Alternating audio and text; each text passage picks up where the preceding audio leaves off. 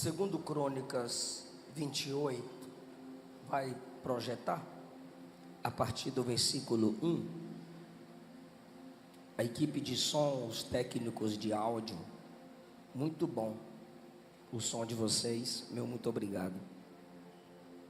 Segundo Crônicas 28, a partir do versículo 1, diz assim: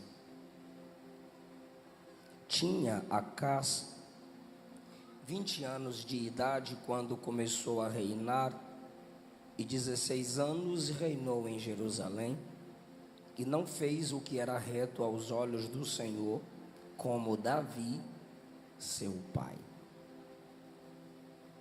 Capítulo 29. Eu vou ler mais um texto, eu falei que leria 2, lerei 3. Capítulo 29, versículo 2.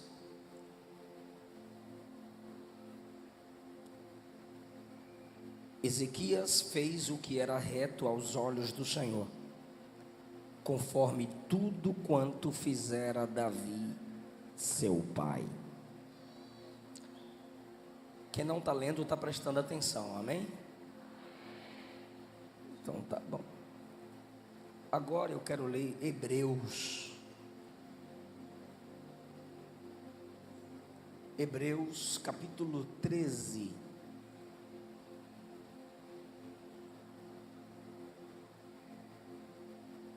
Hebreus capítulo 13.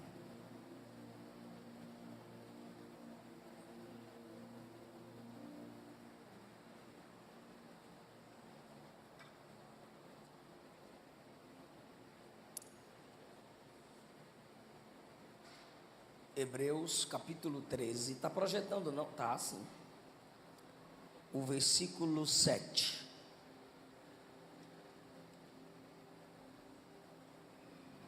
Podem ler? 1, 2, 3.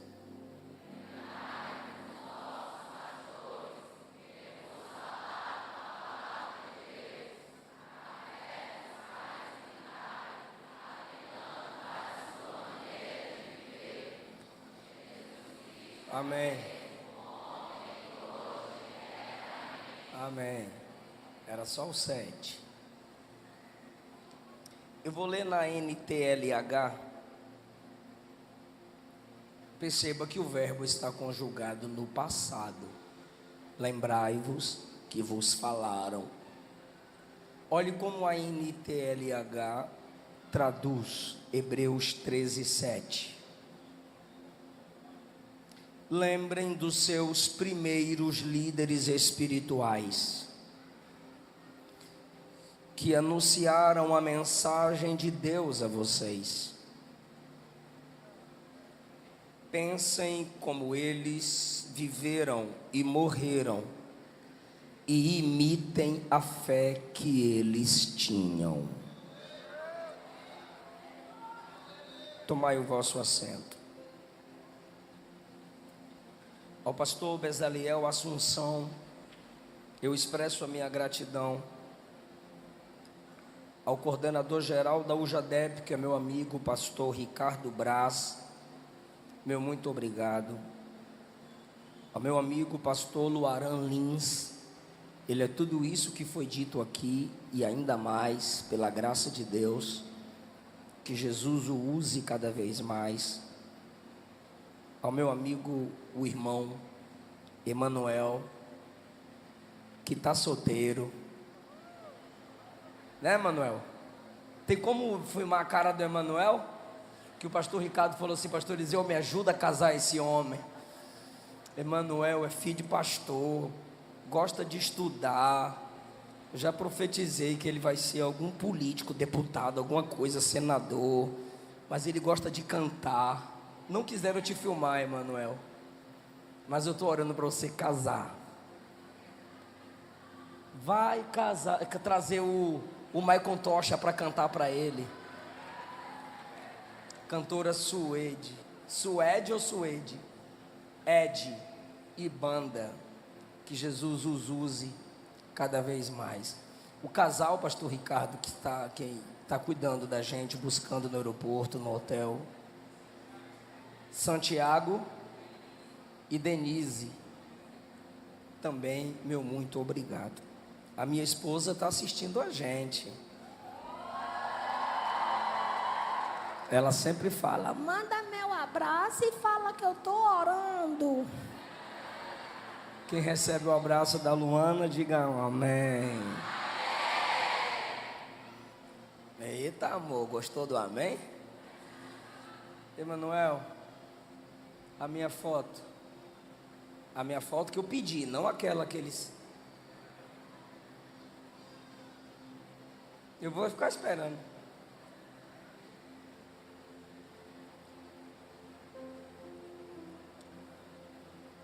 O proprietário do Ford K prata, placa PWI 8526, talvez nem esteja aqui.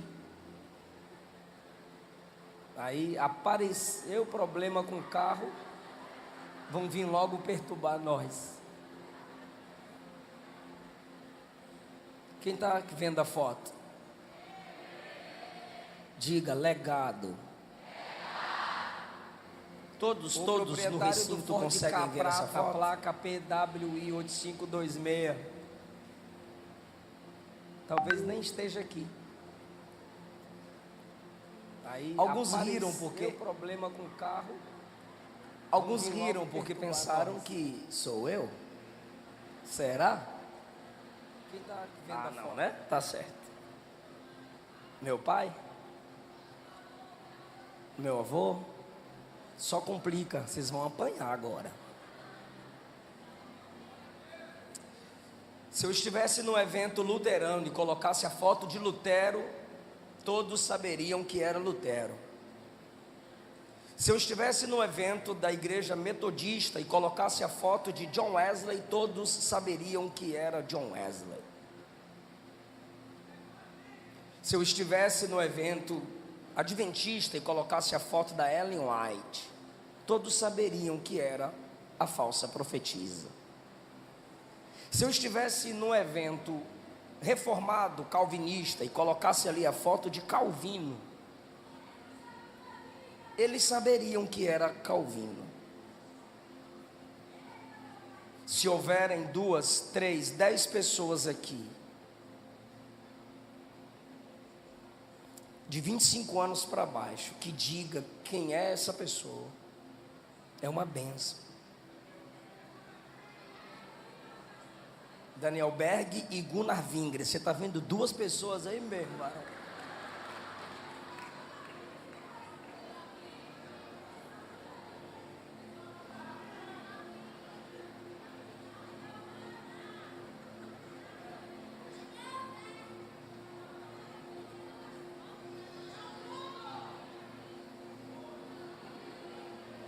Olha os textos que eu li.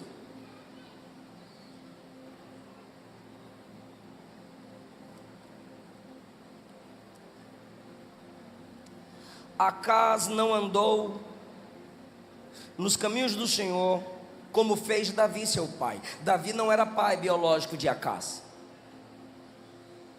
mas Davi foi o maior rei de Israel. Davi antecedeu Acaz.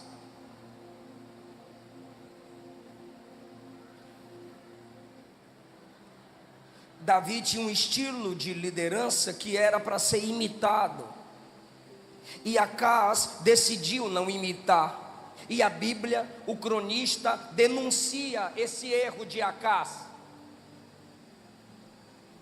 Mas aí ela elogia Ezequias, versículo 2 do 29 de 2 Crônicas. Ele fez o que era reto aos olhos do Senhor, andando nos caminhos de Davi. Davi não era pai biológico de Ezequias, mas Ezequias disse: eu vou seguir o estilo de vida do rei Davi, meu antecessor. Aí a gente pula para o Novo Testamento. Talvez você diga: pastor, vai pregar sobre homem? Vou pregar sobre um estilo de vida que nós deveríamos meditar, honrar, pois o tema de vocês é legado. E eu quero falar sobre o legado pentecostal. Foi horrível essa reação sua. O legado pentecostal. Quando a gente chega no Novo Testamento, Romanos 16, Paulo cita 26 nomes de pessoas que fizeram a diferença na obra de Deus. Logo, você não pode ser contra citarmos nomes de pessoas que fizeram a diferença no reino de Deus. E na conclusão de Romanos 16, Paulo diz que a honra, a glória e o louvor só pode ser dado ao único Deus sábio. Reconhecer o trabalho de alguém não significa glorificá-lo.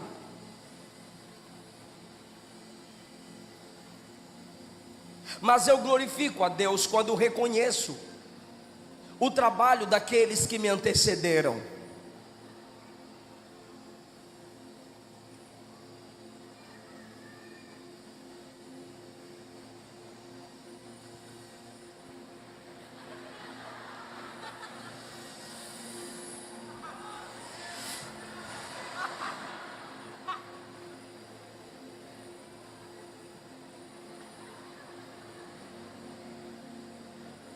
Não brinca, irmão, comigo.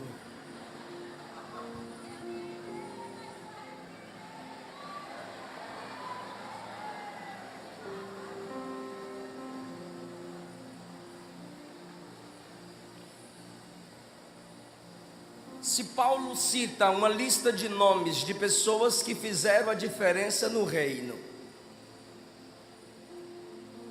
e esses nomes estão registrados no livro de Deus, a Bíblia Sagrada, livro inspirado pelo Espírito Santo, não podemos nós meditar na história de alguém que nos deixou um legado,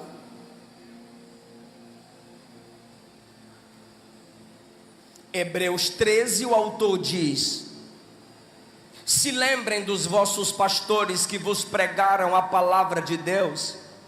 A minha versão diz: se lembrem dos seus primeiros líderes que vos pregaram a palavra de Deus. Pastores inesquecíveis são pastores que pregam a palavra de Deus. Igreja que não é ingrata se lembra dos seus primeiros pais. Vai desligar esse negócio não, pastor Ricardo? Pode desligar, irmão.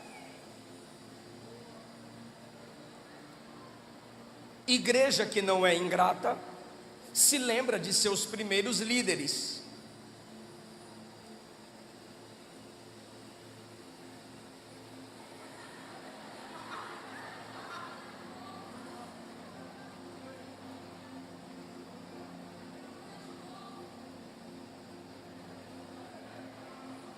Achou? Aí.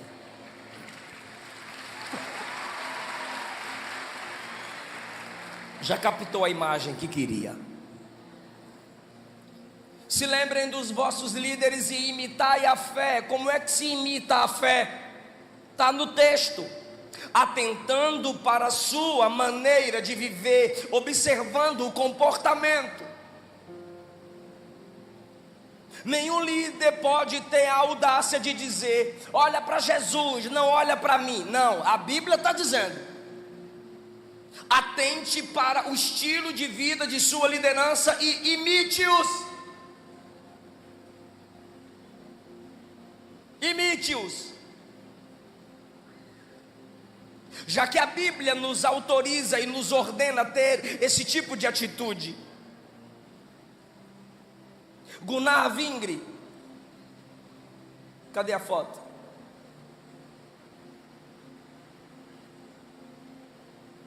A foto.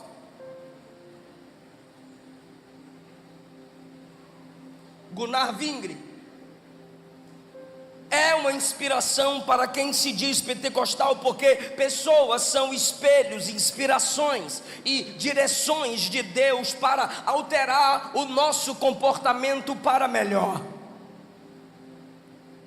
A nossa essência pentecostal será resgatada hoje. Então, do primeiro capítulo do livro Diário de um Pioneiro, eu vou selecionar alguns pontos e falar a vocês sobre o início da história desse homem. Por favor, você pode ir tirando a foto e depois fica alternando, por favor. Nascido em Ostra, 1879, Suécia. Filho de pais batistas. Os pais eram professores na escola dominical. E ele diz: com 9 anos senti o chamado de Deus na minha vida, e já orava muito, reunindo outras crianças para orar. Perceba que ele identifica o seu chamado com a oração. Não era um assembleano, não era um pentecostal, era um batista sueco, mas com 9 anos de idade, ele sente que tem chamado,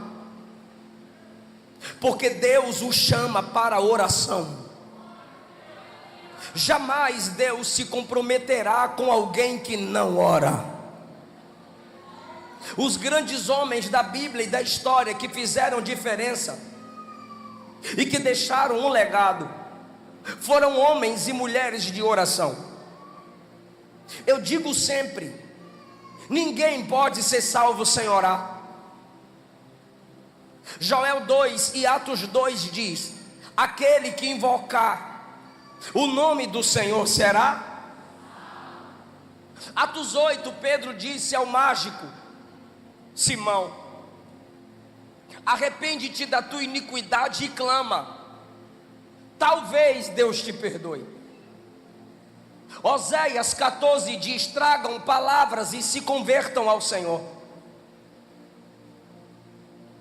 Nenhum pecador pode ser salvo sem sentir a necessidade da salvação e dizer: salva-me. Ninguém sujo pode ser limpo sem clamar como Davi: purifica-me, lava-me.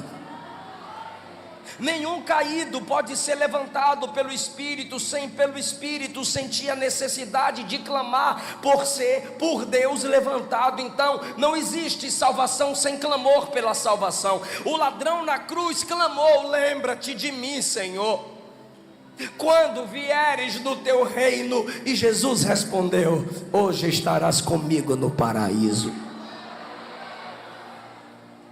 Se não há salvação sem clamor, por que eu vou crer que existe salvo que não ora? Se nenhum salvo do Gênesis ao Apocalipse ficou sem orar, por que tu pensa que tu é crente sem orar? É pelo Espírito de Deus que nós nascemos de novo. Sendo assim, o Espírito Santo não gera filhos mudos espirituais. Todos os filhos que o Espírito Santo para Deus gera, Paulo diz que eles clamam: Abba, Pai.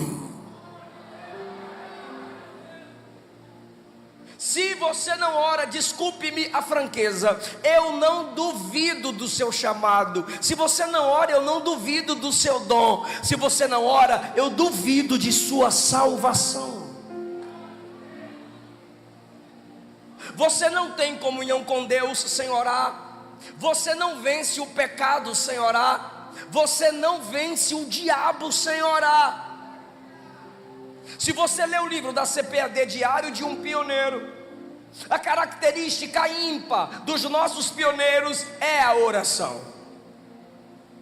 O segundo ponto que eu destaco para vocês desse pioneiro das Assembleias de Deus, que nos deixou um legado, ele diz: dos 12 aos 17 anos me tornei um filho pródigo, me esfriei, caí no pecado até os 17 anos.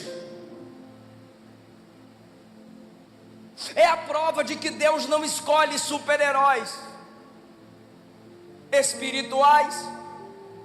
Deus escolhe pessoas falhas, fracas, falíveis. Deus escolhe pessoas que têm fraquezas e limites. Ele diz: dos 12 aos 17 eu estive caído em pecado, eu estive desviado. Nós somos a maior denominação do mundo. Num debate contra um teólogo cessacionista, uma classe de teólogo que não crê na contemporaneidade dos dons. Para esse debate eu fiz algumas pesquisas, e um dos livros que eu fiz a pesquisa é o livro Carismata, da editora Carisma. E numa nota de rodapé, o autor desse livro diz que numa pesquisa feita em várias faculdades teológicas e cristãs, se é comprovado pós-pesquisa que o ramo do cristianismo que mais cresce no mundo é o pentecostalismo.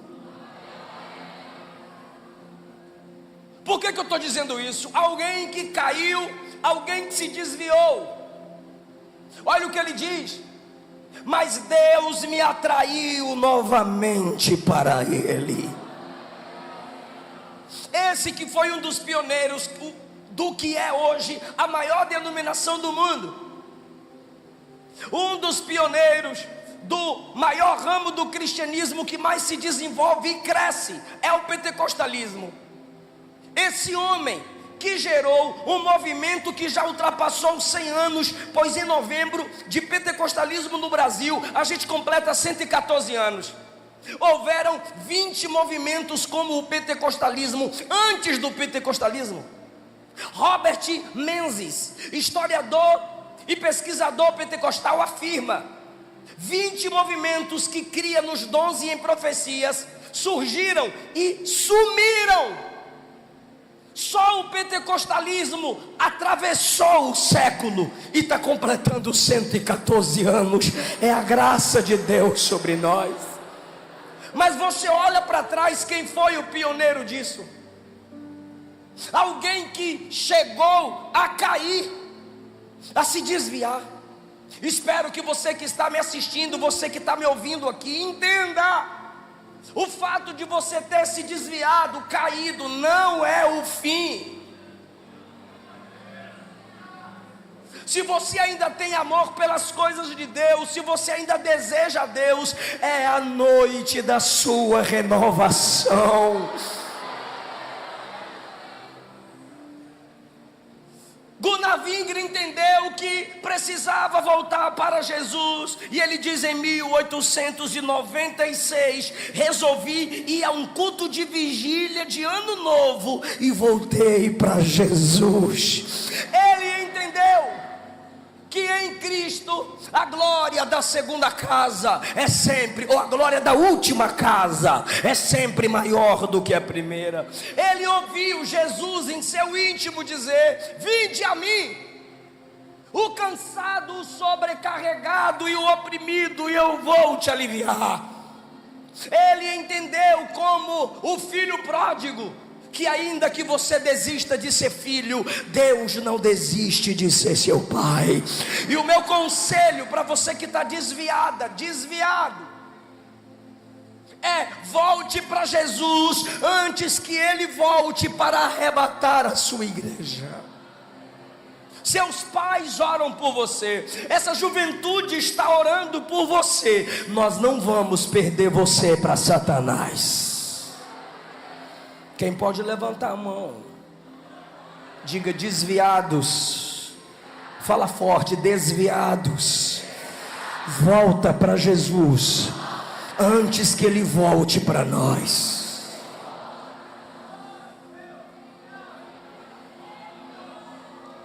Quando ele volta para Jesus, ele disse: eu tinha um plano de me voluntariar na escola de guerra, mas ao mesmo tempo tive medo de ir e me desviar.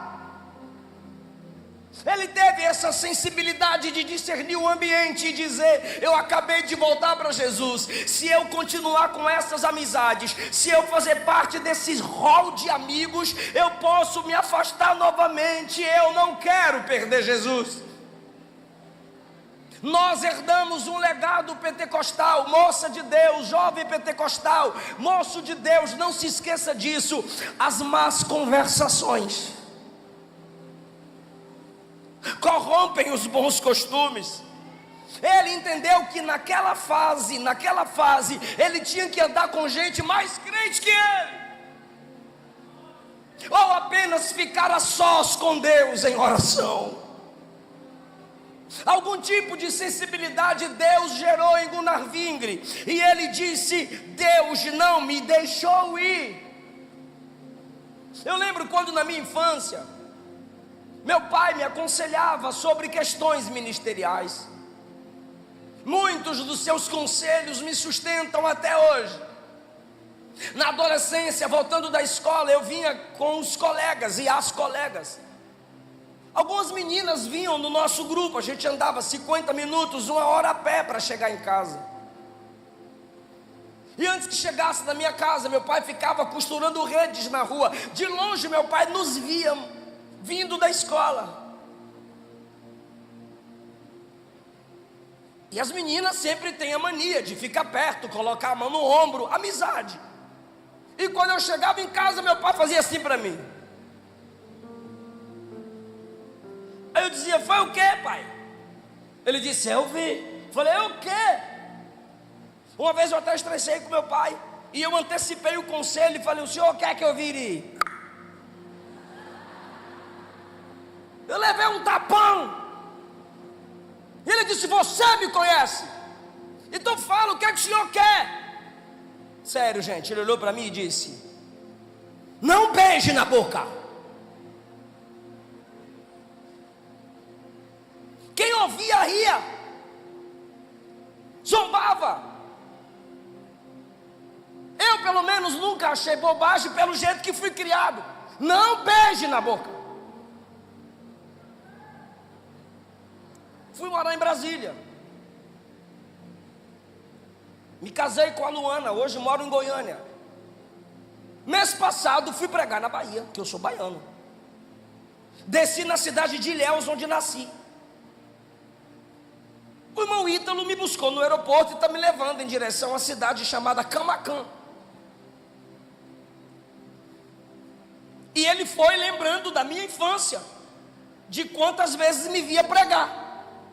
Quando ele foi falando dos congressos da infância, eu perguntei a ele: e o pregador fulano? Ele disse: caiu. Eu disse: meu Deus. E o cicrano? Ele disse: também caiu. Aí eu perguntei: e Beltrano? Ele disse: preso. E aquele outro? Divorciou 3 vezes, tantos filhos, está na imoralidade, viciado no álcool. Eu perguntei: como assim? Ele disse: todos caíram quando começaram a namorar.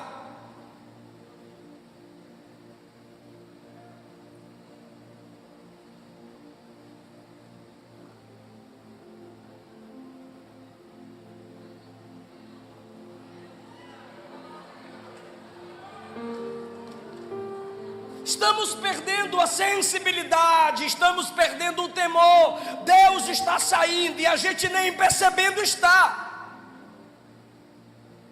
Quantas crianças desejavam pregar desde a infância? Procure hoje.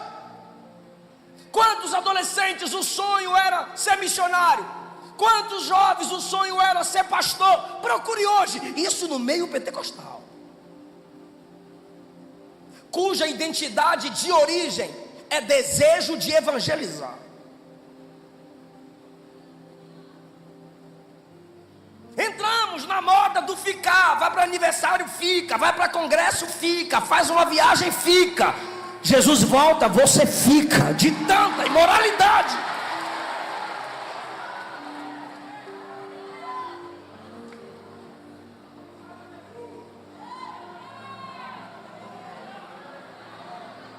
Quando eu tinha 13 anos, eu estava em Brasília,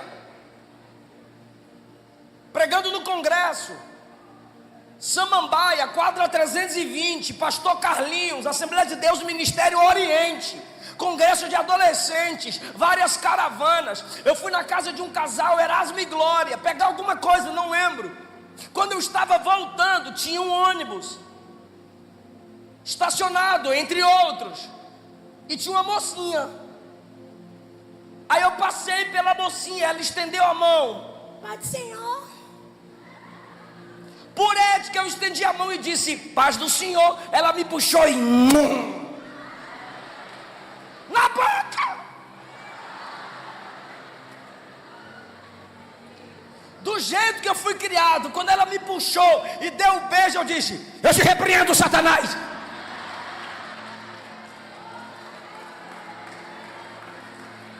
Para que isso, pastor? Foi o jeito que eu fui criado. Mas olha só, eu tinha 13 anos. Quando eu chego na Bahia agora, meus amigos que começaram pregando comigo na infância caíram. Aí eu me lembro do meu pai, que Jesus levou em fevereiro.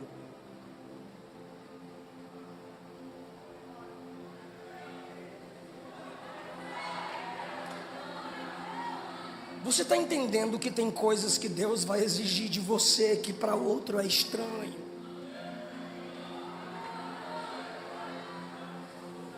Se você quiser ser comum, siga a vida de todo mundo.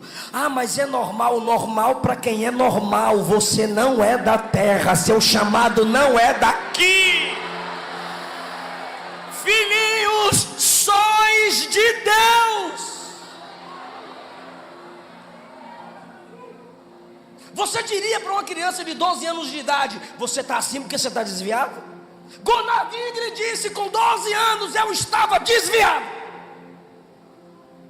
É uma sensibilidade que tem no pentecostalismo que outras denominações riem de nós, zombam de nós.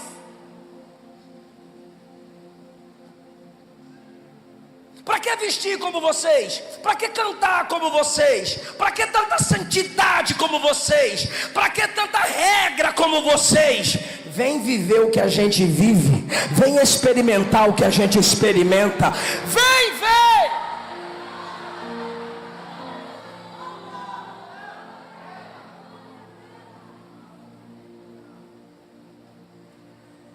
Sensibilidade que você tem, que outros não têm. Bora ver o fruto.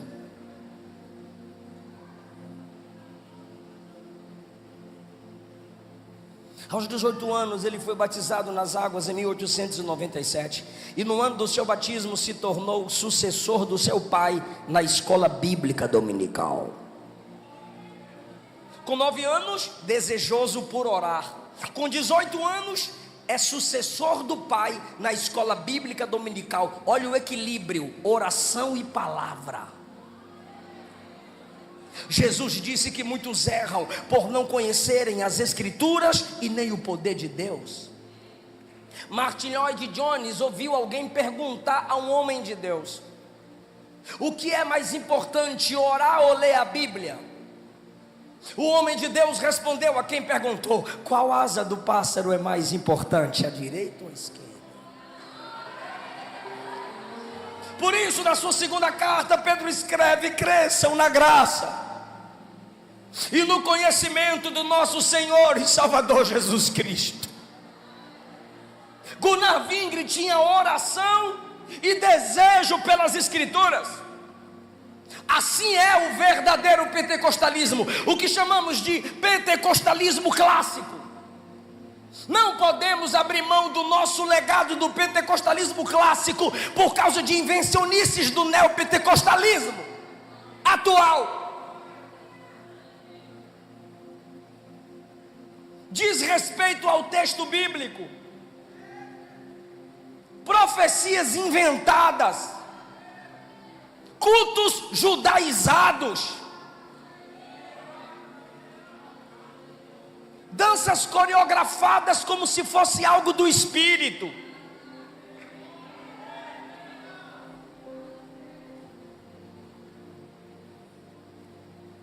A gente está chamando candombleias de assembleias, e a gente entra no bojo, porque todo mundo olha para aquilo e diz: é pentecostal. Não é. Se não tem base bíblica, não é o pentecostalismo clássico. Esse jovem, aos 18 anos, é sucessor do pai na escola dominical. Quarto ponto, ele disse: em 1897, no ano do seu batismo, li numa revista um artigo sobre as grandes necessidades das tribos nativas no exterior. Chorei muito. Subi para o meu quarto após a leitura, e ali prometi pertencer a Deus e me entregar para a glória do seu nome. Eu vou repetir aqui de um modo resumido. Leu numa revista sofrimentos de ilhas que não conheciam o evangelho e começou a chorar. Pentecostalismo vem dessa raiz. Um dos nossos fundadores tinha um coração missionário.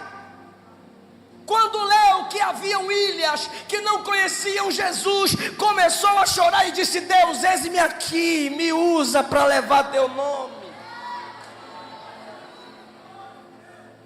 John Wesley disse: todo crente tem que estar preparado para duas coisas: primeiro, morrer; segundo, pregar. John Knox disse: ó Deus, dá-me a Escócia, senão eu morro. Quando ele lê que tem ilhas sem o evangelho, ele chora. Deus não te dará as almas pelas quais você não chora.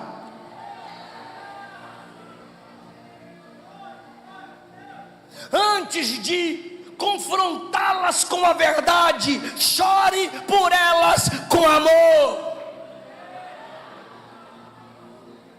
Ele chorou pelas almas, aquele choro de Gunavingri era: eis-me aqui, envia-me a mim.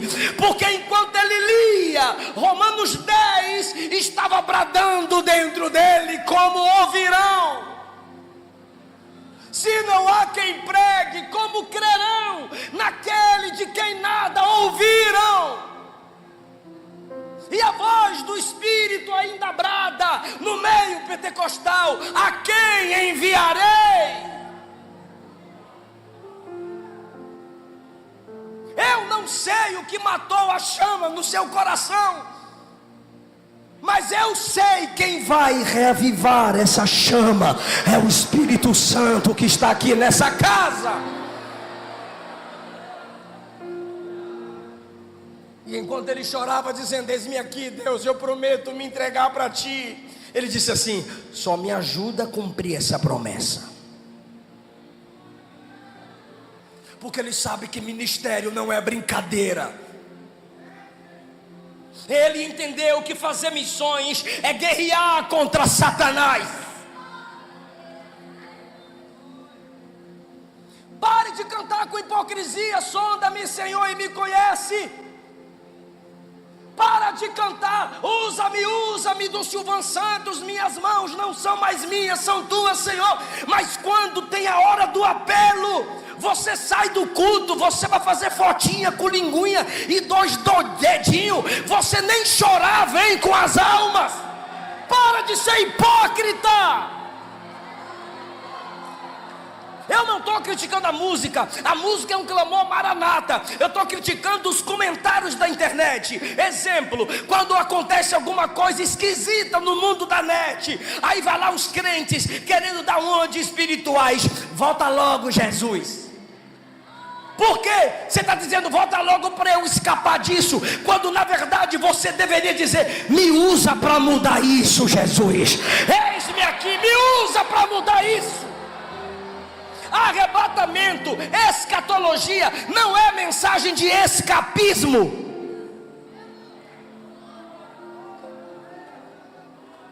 Escatologia gera responsabilização missionária.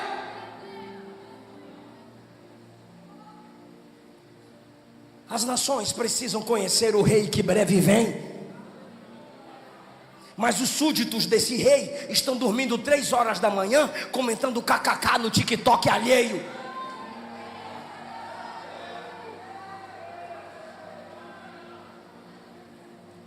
Tu sabe por que eu não estou pedindo para você dar glória a Deus? Porque eu estou pregando num pentecostalismo clássico.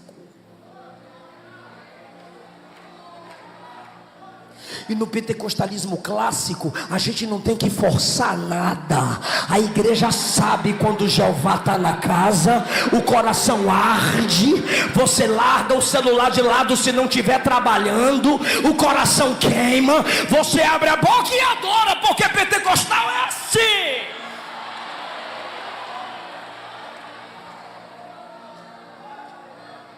Legado.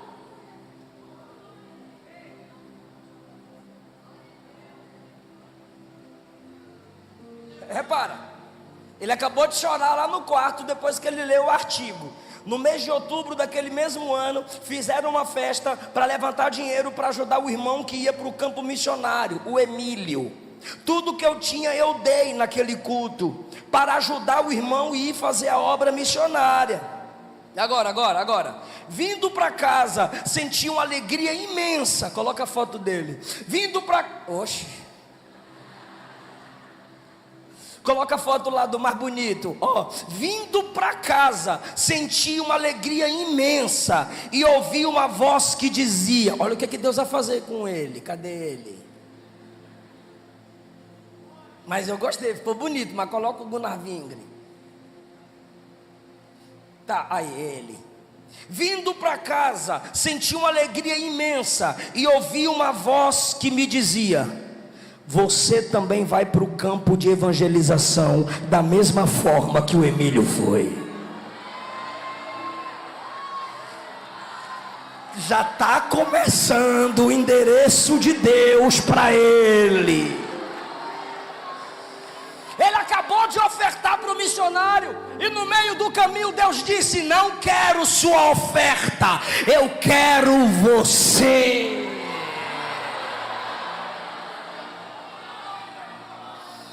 Aleluia!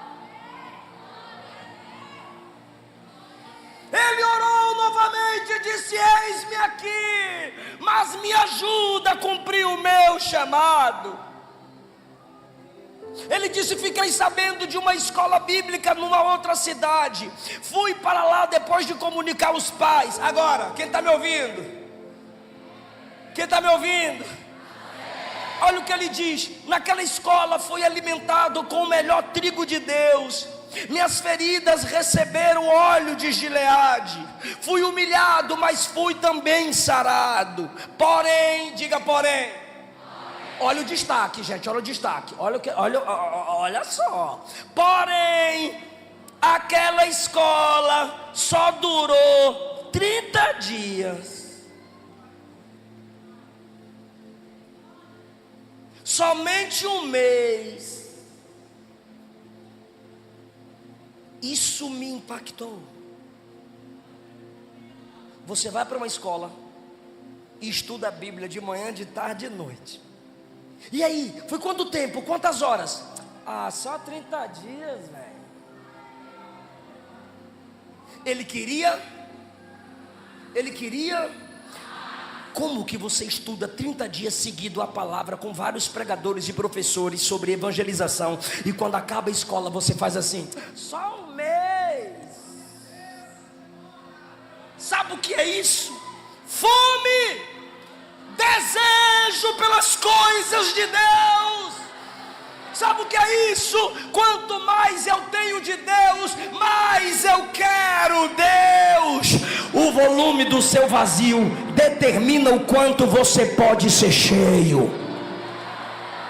Sua fome pelas coisas de Deus determina onde você vai chegar. Quantas horas dura a escola dominical na sua igreja? Quando você vai? Quantas horas dura?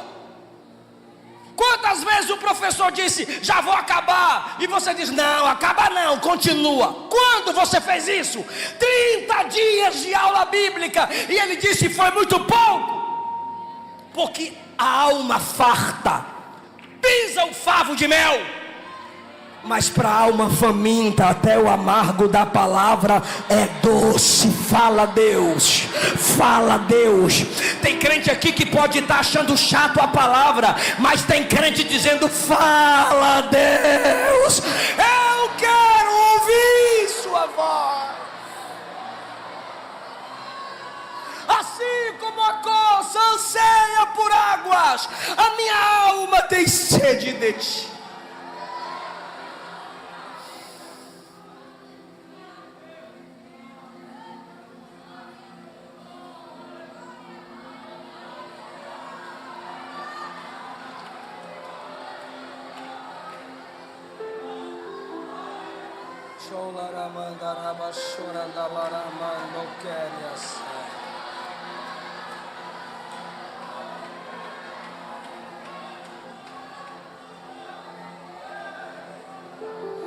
Se assuste, se assuste.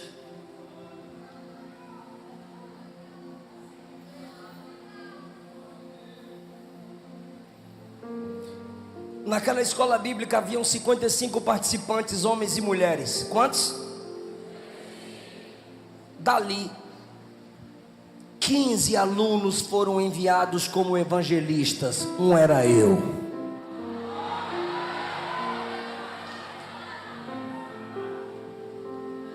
De quantos congressos você já participou? Vários.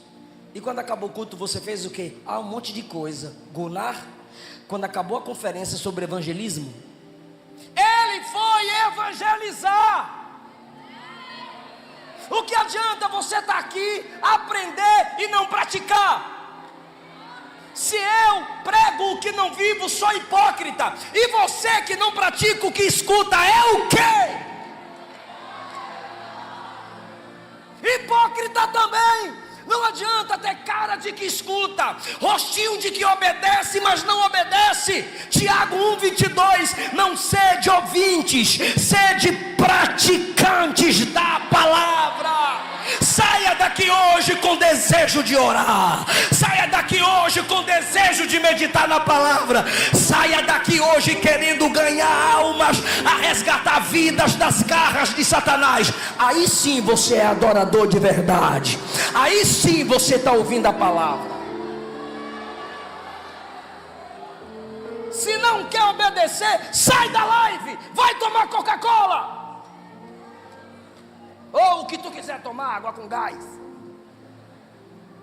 Mas para que estar aqui desde de manhã, nesse calor?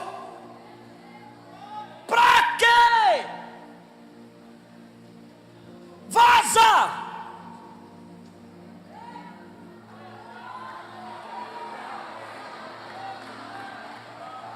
Não, é que a igreja é hospital e eu estou muito ferido. Igreja é exército.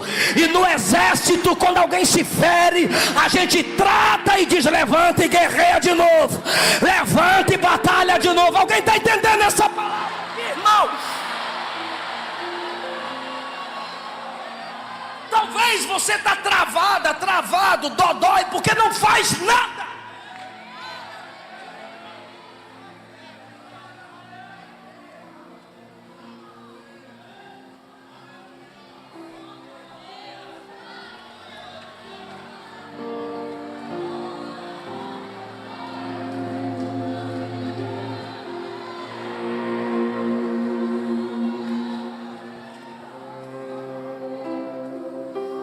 Saímos de 2 em 2, somente com dinheiro da passagem de ida até o lugar de destino. O meu companheiro se chamava Sunderland, tinha 4 anos de experiência de evangelista.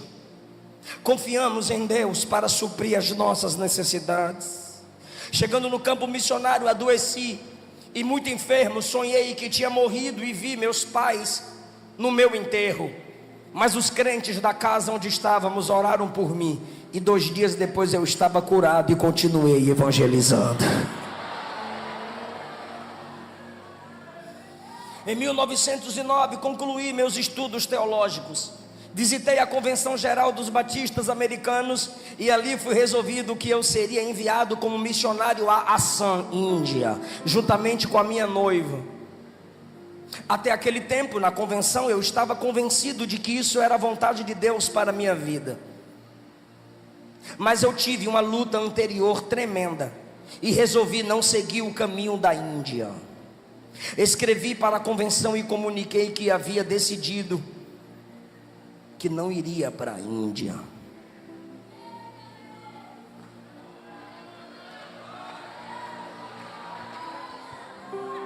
A convenção queria mandar ele para onde? Mas Deus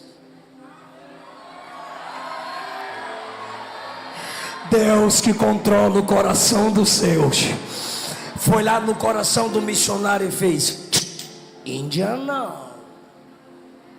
Além da convenção, veio a noiva. Você vai comigo para a Índia? Ele disse: vou não. Ela disse: vai. Ele disse: vou não. Ele volta primeiro da convenção. Quando ele volta, ela manda a carta para ele: não quero mais, acabou, não é mais meu noivo.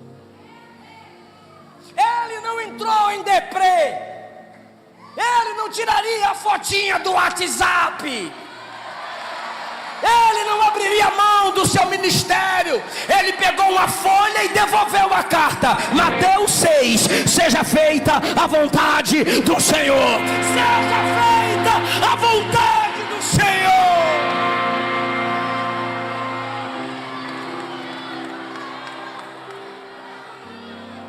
Seu ministério está além de sentimentos.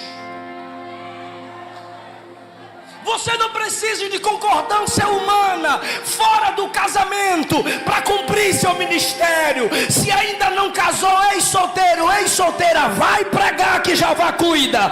Vai fazer missões que Jeová cuida. Vai! Dá uma raiva dessas meninas, fica mandando foto para Luana se cortando, porque um cara que só tem gel e piolho na cabeça largou ela. A fila anda, minha filha. Deus tem o melhor.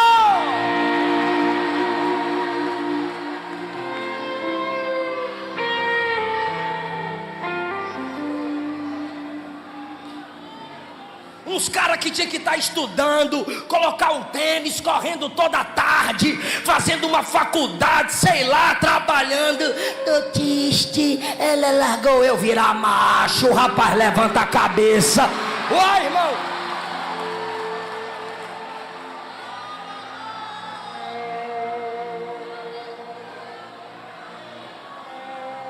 Seja feita a vontade do Senhor. É porque a gente olha para Satanás. O capeta entrou no meu relacionamento. Aí tem gente que é espiritualista, tudo é Satanás. Aí tem outro que é humanista. Foi alguém na cabeça dele, foi alguém na cabeça dela. Mas tem o crente maduro: nem diabo, nem homem, é Deus que está acima de tudo e todos. Seja feita a vontade do Senhor.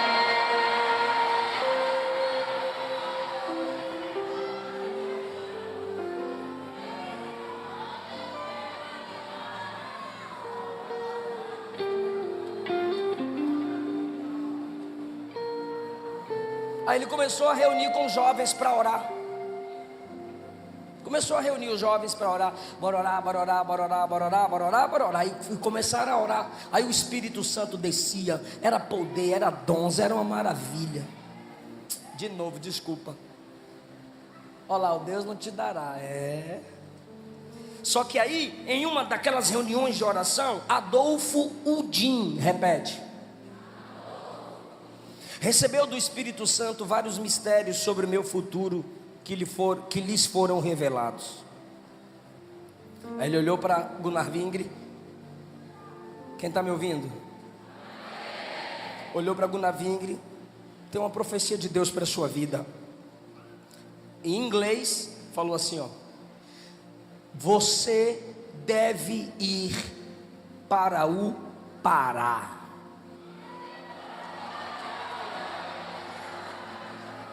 Não falou Brasil, falou Pará.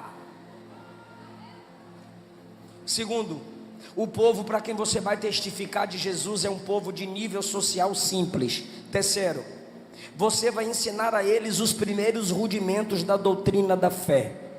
Aí quando falou isso, Adolfo começou a falar em línguas, porque ele falava inglês. Aí passou a falar em línguas e falou em português.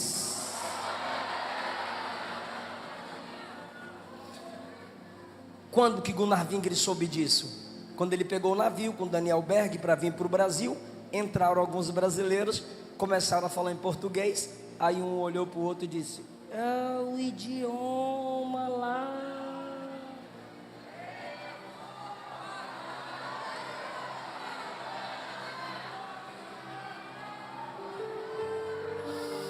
Quarto, vocês vão comer uma comida muito simples. Quinto, o sobrenome da moça com quem você vai se casar é Strandberg.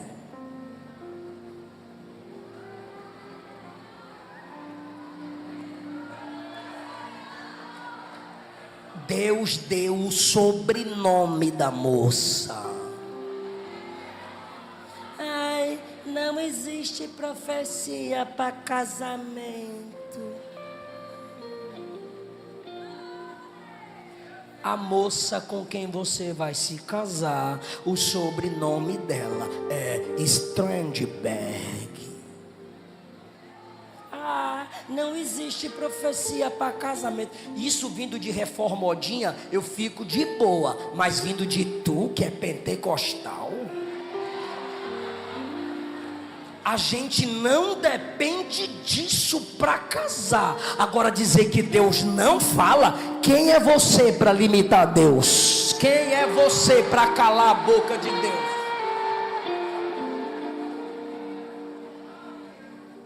Eu estava orando com a Luana, ela orava por mim antes. Eu não conhecia ela, ela conhecia eu. Aí como é que eu vou orar porque eu não conheço? Fui pregar na igreja dela, ela estava representando o Irã num congresso de missões, o rosto todo fechado com a burca. Aí foi me buscar na porta da igreja, me deu susto. Pai do Senhor, falei, Pai do Senhor.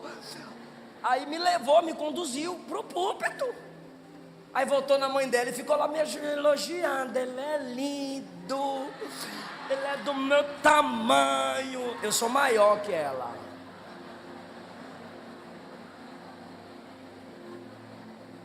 Aí ela orou por mim 4 anos, para eu voltar lá e ver ela. 4 anos depois voltei, a vi cantando. Falei, rapaz. Aí falei pro pastor Wellington, que era o pastor dela. Falei, pastor, essa moça aí do cabelão é uma benção, né, pastor? Aí ele falou, sim, meu filho, ela é uma benção. Aí ele falou, né? E gosta de você. Olha o spoiler. Aí no púlpito, claro, eu preocupado é com a pregação, de olho na Luana, mas preocupado, os olhos direito na Luana e o esquerdo na Bíblia. Aí eu falei para ele, é muita areia pro meu caminhão. Aí ele disse, dá 2 voltas. Sério? No culto, olha.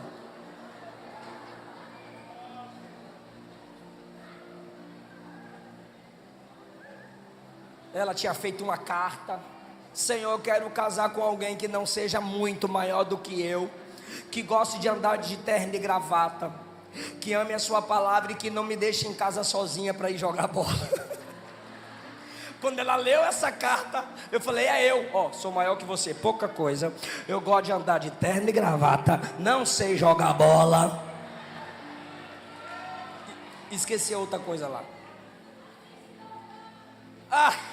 Não tinha ainda. Aí, eu morava em Brasília, Luana em Goiânia. Ela foi para um congresso, pastor Vanderlei Casseliano, acho que é Casseliano.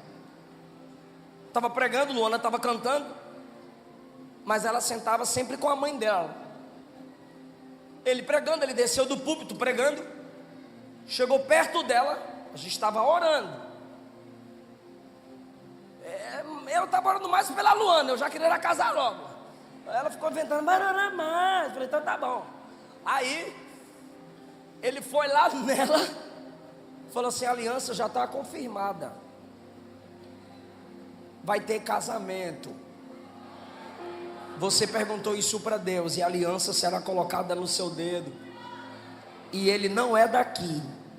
Aí o coração dela: é verdade, ele não é de Goiânia. Só que eu estava pregando em Brasília. Eu fui pregar num bairro chamado Águas, uma cidade do Distrito Federal chamada Águas Claras.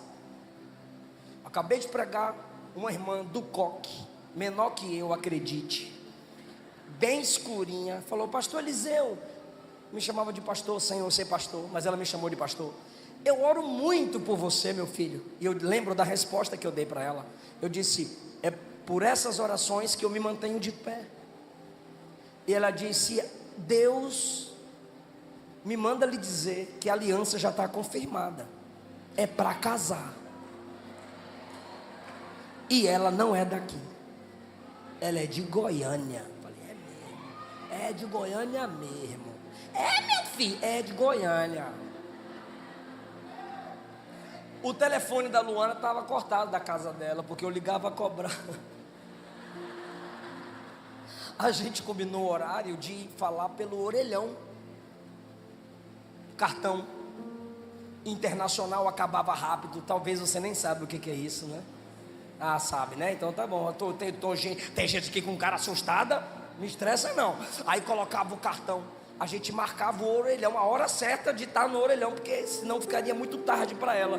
Quando ela atendeu o telefone: alô? Falei: alô? Eu tenho uma coisa para contar. Falei: eu também tenho uma coisa para contar. Ela: então conta primeiro. Falei: não, conta você primeiro, que o negócio aqui é profecia. Ela: aqui também é profecia. Deixa eu contar então. Falei: conte. Aí o pastor estava pregando e disse assim, assim, assim. Falei: eu, quando eu acabei de pregar, a irmã disse assim, assim, assim. Deus confirmou o casamento através de profecia. Deus fala, irmão. Ele disse, quando acabou a profecia, ele olhou para o profeta e perguntou: vem cá, onde fica Pará? O profeta disse: sei não. Ele disse: vamos pesquisar. Foram numa biblioteca, chegaram lá, abre livro, fecha livro, abre livro, fecha livro, pega um globo, procura. De repente um deles diz: achei! O quê? Onde é? Brasil! É no Brasil! Quem pode dar glória a Deus, meu Deus do céu? Achei! É no Brasil!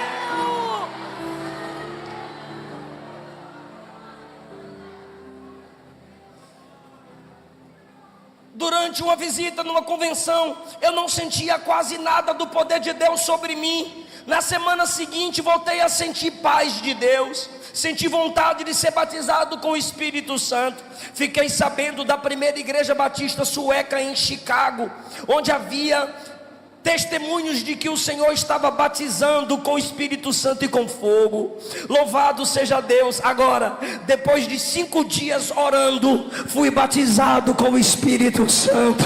Jesus me batizou, falei novas línguas. Atos 2 se cumpriu na minha vida. Aí o que ele fez? Voltou para a igreja dele e disse: vou contar para a minha igreja o que aconteceu comigo. Dorme não, fica comigo. Vou contar para a minha igreja o que aconteceu. Aí foi para a igreja dele. Quando chegou lá, sai as mãos da paz do Senhor, amém. Vou contar um testemunho, como a gente fala. Aí foi contar o testemunho, meditou Atos 2, Atos 8, Atos 10 e falou: Jesus batiza com o Espírito Santo.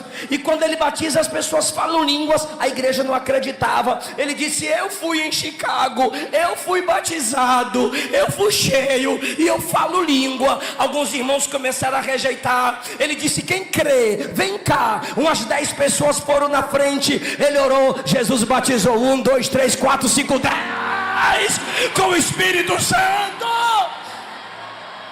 E o resto, pastor, e as outras pessoas disseram: é melhor só se desligar da nossa igreja. A gente não crê nisso não. Aí ele chegou, foi para outra igreja nos Estados Unidos que cria nos dons espirituais. Lá ele permanece. Conhece Daniel Berg? Deus fala com os dois. Agora, naquelas reuniões de oração, Deus falou para o Daniel Berg que ele iria fazer a obra com Gunnar Vingre. Aí Deus deu a data e o nome do navio.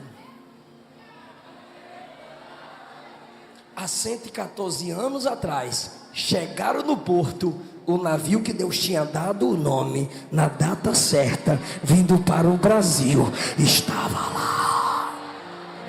Vieram para o Brasil fazer missões, tiveram uma perseguição da igreja que já estava aqui, tiveram uma perseguição da igreja católica, perseguição dos ímpios, muita perseguição, e durante 7 anos, ambos evangelizando, pregando onde podiam. 7 anos depois de evangelismo em Belém do Pará, ele volta para arrecadar fundos para a obra missionária, e alguns dizem que ele voltou também para se tratar de algumas enfermidades, que ele era muito doente. Nesse retorno, caminho para a conclusão já, nesse retorno, que ele estava dodói,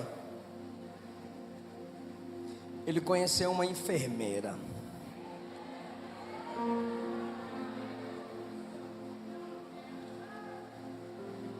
Agora imagine o dodói conhecendo enfermeira. Oi, tô dodói, eu sou enfermeira, sinto muitas dores, vários remédios eu posso receitar para você. Conversa vai, conversa vem. Ele: qual o seu nome? Ela diz: Frida. Aí ele: e o sobrenome? Strandberg. A mente dele, creio, volta lá na carta: não quero mais, não dá mais, seja feita a vontade do Senhor. Como você adoeceu? Aí ele começa: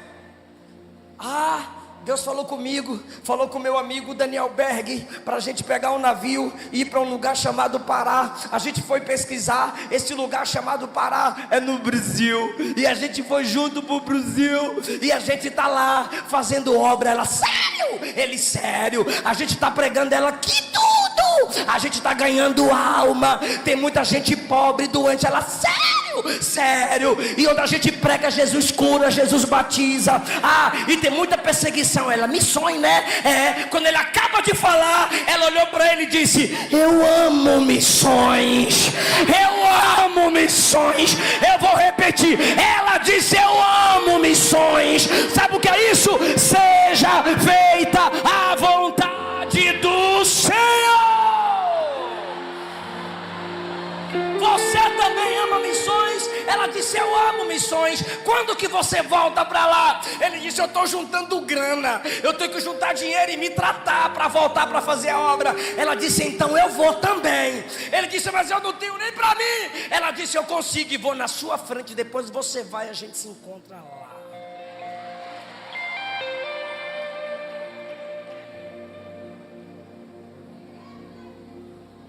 Pegou o navio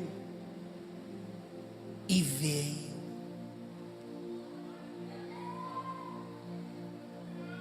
Chegava na praça pública: Jesus Cristo salva, Jesus Cristo cura, Jesus Cristo batiza com o Espírito Santo, em breve virá. Sendo ela enfermeira, procurava os leprosários, onde tinham pessoas com muitas feridas. Sendo ela enfermeira, ela cuidava das crianças enfermas. Olha para mim, por favor. Cuidava das crianças. Por causa da perseguição, os hospitais não queriam receber as crianças enfermas que ela tratava. Ela dizia: não tem problema, a gente ora, Jesus cura. O ministério de Frida começa a se desenvolver porque ela prega, canta, compõe, traduz, faz textos para jornais. Não se desliga, por favor.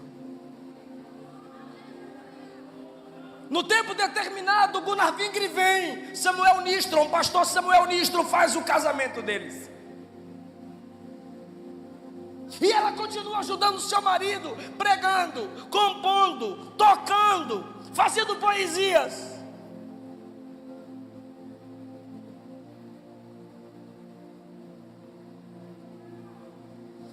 Um dia, depois de tanta perseguição, ele chega em casa querendo desistir, cansado, olhou para ela, já fechei a Bíblia, e disse: faz as malas, vamos voltar, não dá mais. Ela diz: não dá mais o quê? Para continuar fazendo missões no Brasil. Vamos embora. Ela vai até a cozinha, em oração, faz um chá, em oração, entrega o chá para ele. Você aceita um chá? Ele disse: aceito. Aí ela pergunta: posso cantar para você o que o Espírito Santo cantou aos meus ouvidos? Ele disse: pode. Aí ela começou, pegou um papel, começou a ler. Quem sua mão ao arado já pôs, constante precisas. O sol declina e logo após vai escurecer.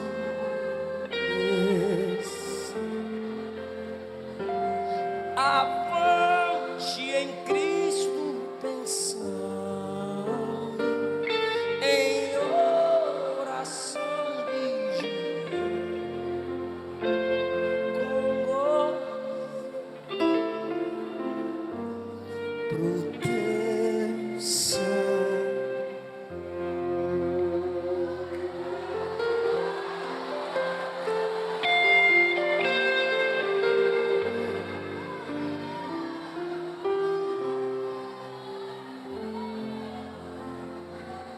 Não desanimes por ser tua cruz maior que a de ter.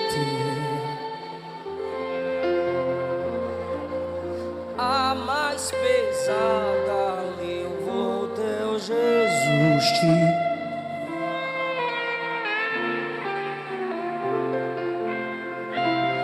A tua cruz vai levar.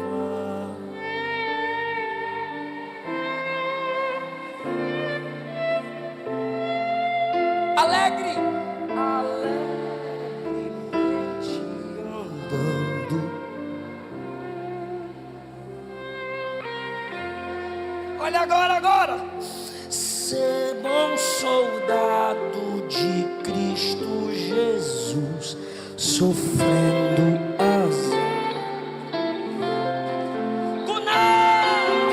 Não sufocando a mensagem.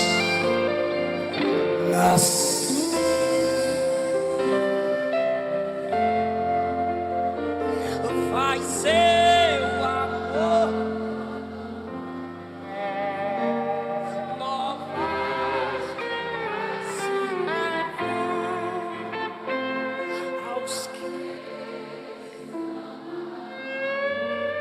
assar.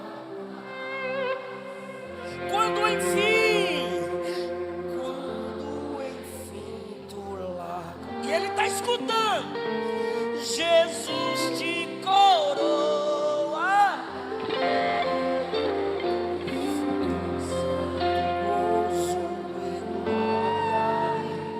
te consola. Vai acontecer o que, Frida? Esquecerás teus males, tribulações pesadas.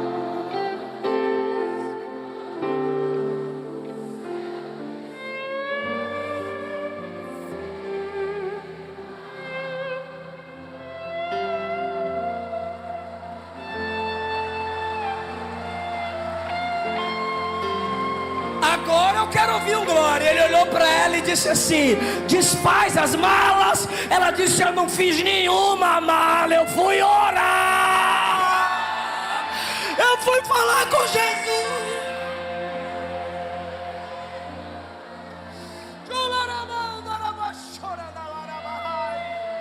Não é para parar agora, não é para desistir agora.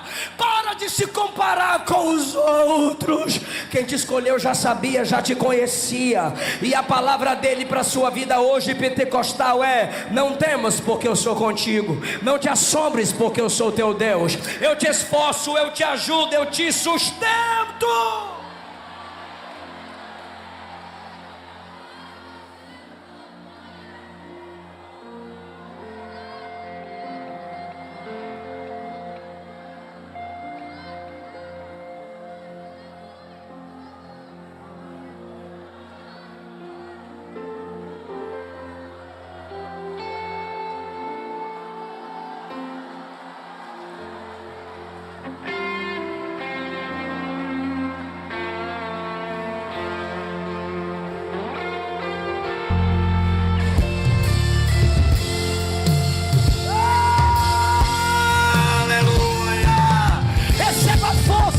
Receba autoridade, receba poder, receba ânimo. Abra a boca e seja cheia, abra a boca e seja cheio. Não pare, não pare, não pare, não pare, não pare.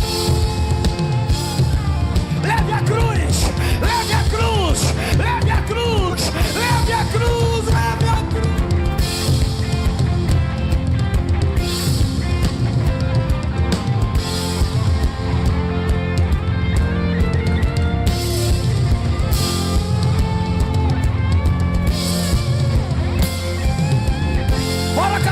Da Frida. Se Cristo comigo vai, eu irei e não temerei, com gozo irei comigo. Canta forte, quero servir a Jesus agora.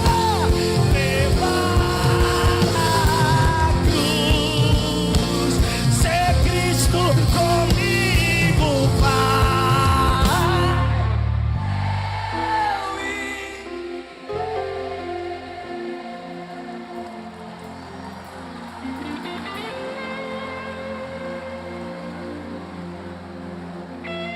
Quem vai cuidar das crianças, Gunnar? Quem vai cuidar dos novos convertidos, Gunnar Vigre? Quem vai dizer que Jesus salva, cura, batiza com o Espírito Santo? Somos nós. Levanta a cabeça, marido, levanta a cabeça, vamos continuar. Olha o que a gente se tornou, olha o que a gente se tornou. Levanta mais, Jesus. Levante a mão, igreja, levante a mão, igreja, diga: Deus, brada, Deus, faz de novo, faz de novo.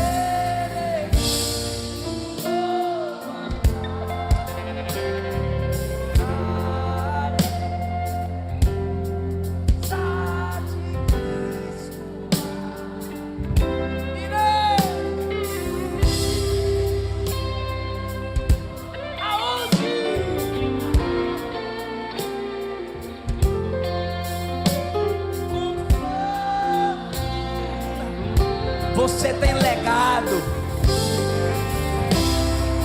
Canta, canta, canta, canta.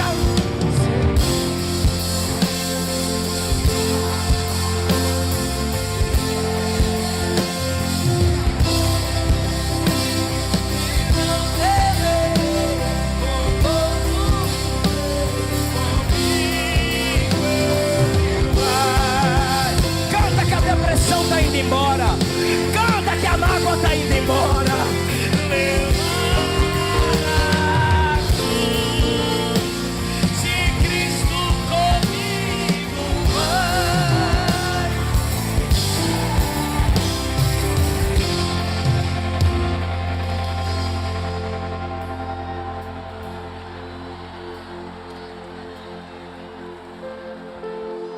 Quem dá glória a Deus pela vida de Gunnar Wingren?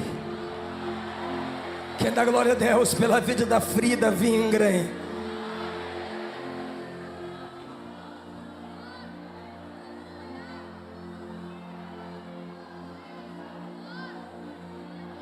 Fala para duas pessoas: você tem legado, você tem um legado.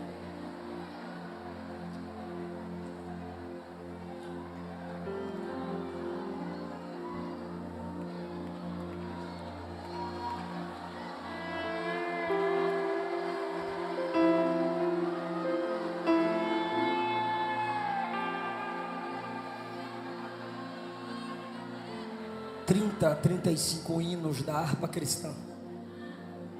Quando você vê assim, ó, FV, ou ela compôs, ou ela traduziu.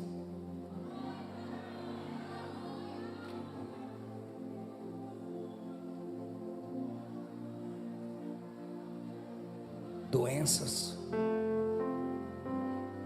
calúnias, perseguições, descrédito.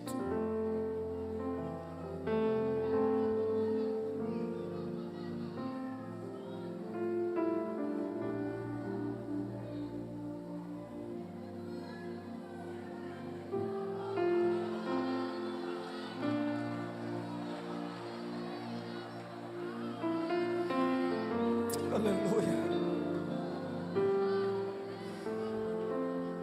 Para trazer o pentecostalismo para o Brasil, Gunnar Wingren recebeu em seu corpo doenças incuráveis, mas não desistiu de nós. Frida foi caluniada, chamada de louca. Depois da morte do seu marido, tentou fazer missões e a igreja disse: não, você não vai. Morreu sozinha, com 23 quilos, nos braços de sua filha, segundo institutos de pesquisas e jornais. Mas deixou um legado. Olha a qualidade desse som. Olha essa estrutura. Olha esse palco, olha esses telões. Olha essa banda. Veja as suas revistas da escola dominical. Veja nossos teólogos. Deus levantou esse casal. Você vai deixar desigrejado matar isso no seu coração? Você vai deixar youtubers matarem isso no seu coração? Você vai deixar a teologia liberal arrancar essa chama de dentro de você?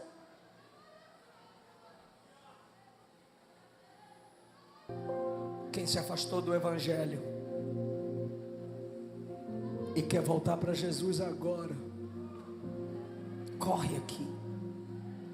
Ou você que nunca entregou sua vida para Jesus, mas quer se entregar para Ele agora, corre aqui. A cantora já pode se projetar, se possível. Temos aqui Vidas que já estão se entregando para Jesus. Deixa as pessoas virem primeiro, a equipe fica na retaguarda aí e aqui, isso. Coloca só as pessoas que estão voltando e se entregando para Jesus aqui. Pode vir.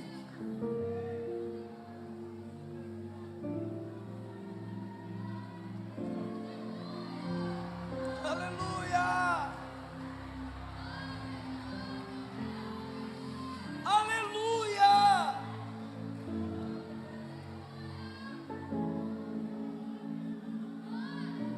Você se afastou, eu estou te chamando, volta para Jesus agora.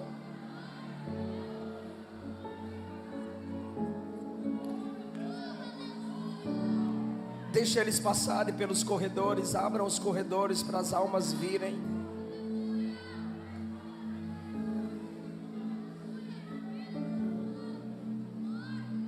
Volta para Jesus, a glória da última casa será maior que a primeira.